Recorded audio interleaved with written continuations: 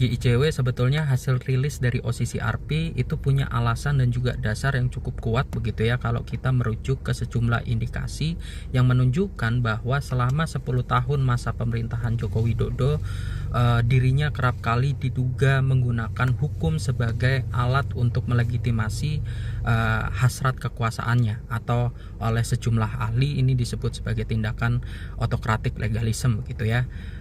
Sebetulnya ada dua alasan untuk mendukung argumentasi ini. Yang pertama berkaitan dengan disorientasi politik hukum penguatan pemberantasan korupsi.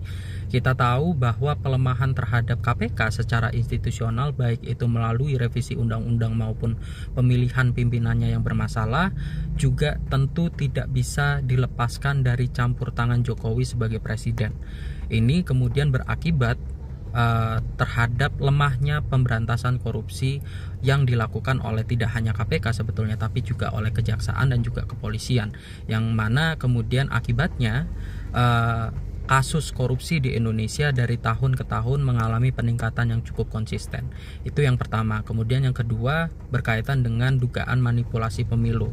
Sebetulnya dugaan ini tidak hanya terlontar dari kalangan di tingkat nasional begitu ya, tapi juga di tingkat internasional, di mana ini bisa ditunjukkan pada bulan Maret 2024 United Nations Human Rights Convention itu sempat mempertanyakan perihal dugaan intervensi yang dilakukan oleh Jokowi ketika mengubah peraturan undang-undang pemilu berkaitan dengan syarat ambang batas usia minimal calon wakil presiden, yang mana ini diduga sebagai cara atau langkah dirinya untuk memuluskan jalan putra sulungnya begitu ya, Gibran Rakabuming Raka, untuk mengikuti kontestasi pemilihan presiden tahun 2024 lalu.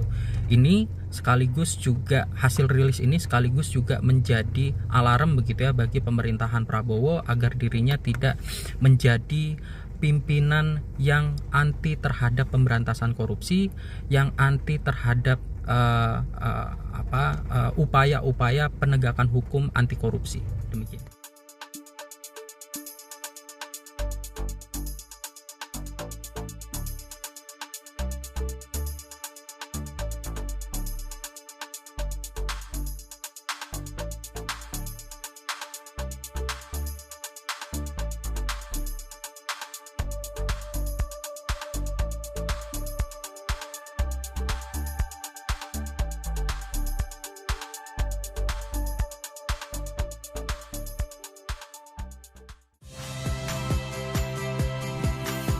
Saya Radi Saputro.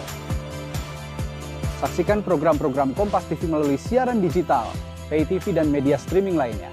Kompas TV, independen, terpercaya.